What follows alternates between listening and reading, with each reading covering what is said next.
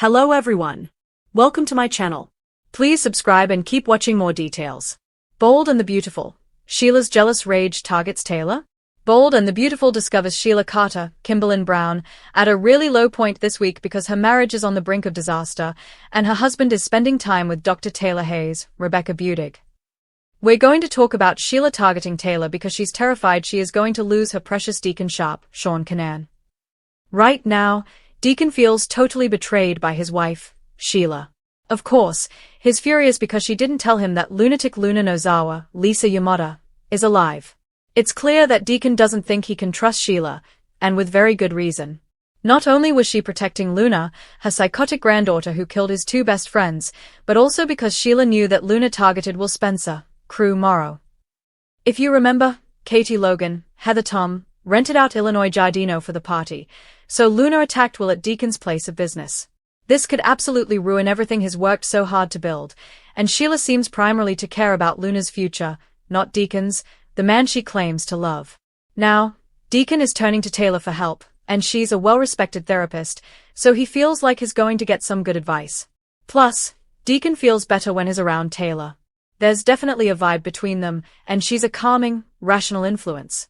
This week, Deacon tells Taylor he needs her to help him, and she says she's always there for him. Taylor even shares a hug with Deacon. And Sheila is stalking them. She gets a full view of that cozy moment. There's no doubt the growing bond between Taylor and Deacon is going to set Sheila off. This week, after talking to the doc, Deacon begins official therapy sessions with Taylor. It doesn't seem to be couples therapy focused on saving his marriage, so Sheila has every reason to worry. Deacon may want Taylor to help him get over Sheila and figure out how to walk away from this toxic relationship, all 8 of her toes included. Deep down, Deacon knows he can never fully trust Sheila, not while Luna is alive or capable of coming back again. The bond between Taylor and Deacon looks poised to grow beyond doctor-patient. It could develop into a friendship, and maybe something more. Official spoilers confirm that Taylor will get a new relationship after her split from Ridge Forrester, Torsten K., and showrunners hope fans embrace it. Whether it's friendship or romance, most fans are rooting for sparks.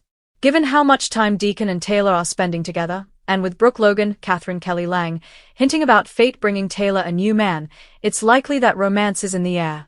Even if Deacon and Taylor remain friends, Sheila won't like it one bit, and she might target Taylor for getting too close to her husband. If Sheila feels threatened, how far will she go to keep Taylor away from Deacon? Sheila might go full criminal and attack Taylor. These two could end up in a classic soap brawl after Sheila confronts Taylor for getting too close to her man. We know Sheila's history. She's been in plenty of fights before. Taylor's not much of a fighter, but she's held her own in the past, throwing paint, cake, and even rolling around in fountains. If Sheila gets physical, Taylor won't back down. They might end up in a real knockdown, drag-out confrontation. That could be enough to scare Taylor away from Deacon. She might even refer him to another therapist and back out completely. And if Sheila really loses it, she might pull a repeat of her past stunts, like running someone off the road, as she once did with Lee Finnegan, Naomi Matsuda. Sheila might resort to something truly twisted. Remember when she faked a bear attack and left her toe behind to fake her death? She could do something similar but frame Taylor instead, making it look like Taylor was mauled or missing while secretly holding her captive somewhere. Given Sheila's violent history with Taylor, anything's possible. She might even shoot her again, as she did years ago, when Taylor was presumed dead and vanished overseas. Sheila could repeat that dark piece of history, or sell her rival off to some shady prince again. Nothing's off the table with Sheila. Maybe Sheila's version of revenge this time won't be violent but reputation-ruining. She might destroy Taylor's career by spreading rumors she's sleeping with a patient. Even if that's not true, Sheila could fake photos or digital evidence and get Taylor fired from her hospital job. She might even rope Remy Price, Christian Weissman, into helping her doctor up photos to make Taylor look guilty. If Taylor loses her medical license, she might leave town, do charity work, or lecture elsewhere, conveniently out of Deacon's life. When it comes to Sheila Carter, the possibilities are endless. If she thinks she's about to lose Deacon to Taylor, there's no telling what she'll do. Hopefully, she takes the rare sane route, and just talks to Taylor honestly. But hey, this is Bold and the Beautiful, so we know that's not likely. The storm clouds are rolling over Los Angeles again, and this time, it's not just in the sky, but in Sheila Carter's heart. The woman who's cheated death more times than anyone can count is about to spiral once more, and her next obsession might be none other than Dr. Taylor Hayes. 4 weeks now, Sheila has been trying to convince everyone that she's changed. She's softer, calmer, even capable of love. But no one really believes that, do they? Especially not when it comes to her twisted, fiery feelings for Deacon Sharp. And it seems that this time, Sheila's fragile peace is about to be shattered, not by enemies, but by jealousy. A dangerous spark. It starts innocently enough. Taylor Hayes, always the voice of compassion and reason, has been working closely with Deacon on a community project aimed at rehabilitation, helping former felons reintegrate into society. Deacon, eager to prove that he's not the man he once was, agrees to speak publicly about his second chance at life. When Taylor offers emotional support, something clicks. Deacon feels seen, genuinely seen. Taylor doesn't just acknowledge his mistakes, she sees his growth, his heart, and his struggle to be better. It's the kind of understanding that Sheila, with her possessive streak and volatile nature, could never truly give. For Deacon, it's purely platonic. Taylor is his friend, someone he admires deeply. But for Sheila, watching from the shadows, every smile, every pat on the shoulder, every moment of shared laughter feels like betrayal. The green-eyed monster awakens. Sheila's mind begins to unravel quietly, at first. A few biting remarks, a few narrowed glaze. Deacon brushes it off. You're imagining things, babe. But Sheila is never just imagining. She's observing, calculating. And her mind starts spinning dangerous stories. In Sheila's twisted logic, Taylor isn't just friendly, she's after Deacon. After all, Taylor has a history with men Sheila wants. Ridge, Bill, and now, perhaps, Deacon. To Sheila, Taylor's kindness is manipulation, her warmth a weapon. Late at night, Sheila stares into the mirror of Illinois Giardino's back office, muttering to herself. First she took Ridge. Then she played savior with Steffi. And now she wants my Deacon? Not this time. The glint in Sheila's eyes is unmistakable, a warning sign that she's about to explode. Meanwhile, Taylor begins to notice something's off. Deacon seems distracted. He flinches at phone calls. He hesitates to mention Sheila. When Taylor finally asks, Deacon laughs it off, but his smile doesn't reach his eyes. Then the odd incidents start. Someone slashes Taylor's car tire outside Forrester Creations. Her office is mysteriously ransacked, though nothing valuable is taken.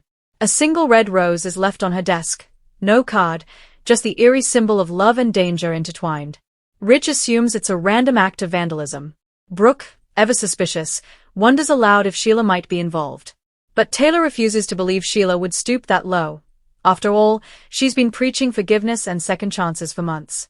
Still, there's an uneasy chill in the air. Deacon caught in the middle. Deacon finds himself in an impossible position. On one hand, he truly cares for Sheila, the woman who stood by him when no one else would. On the other, he's terrified of what she might do if she feels cornered. When Sheila confronts him late one night at Illinois Giardino, her jealousy explodes into fury. Don't lie to me, Deacon, she snarls, eyes blazing. I saw the way you looked at her. The way she touches your arm. You think I don't know what that means? Deacon tries to reason with her, his voice trembling with exhaustion. Taylor is a friend, Sheila. She's a doctor, she's helping people, helping me. You're reading too much into this. But Sheila doesn't hear him. She's beyond logic now. Her jealousy has turned into obsession.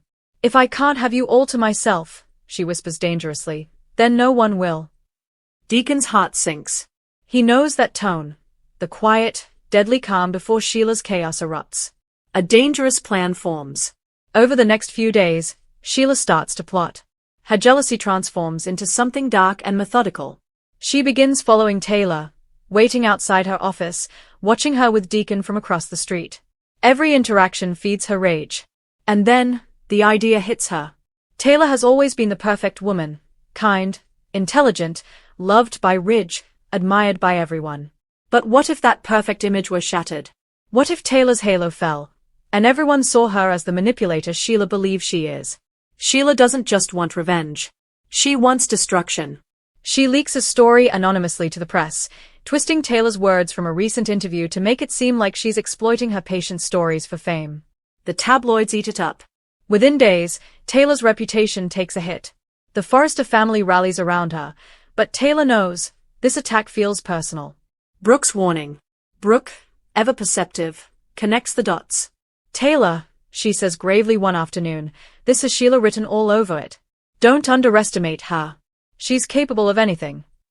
Taylor hesitates, torn between her professional ethics and her instincts.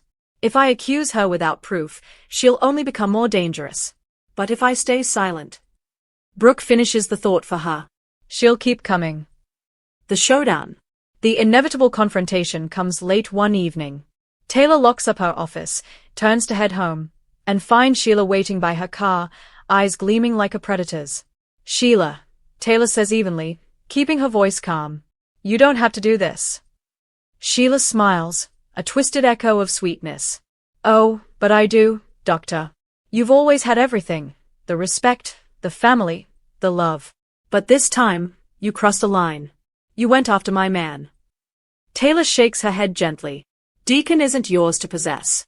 Love doesn't work that way. Sheila steps closer, her voice trembling with fury. Don't you dare talk to me about love. You don't know what it's like to be unwanted, untrusted, to have to fight for every scrap of affection you get. For a heartbeat, the pain in Sheila's voice almost sounds human. Almost. But then, her rage returns full force.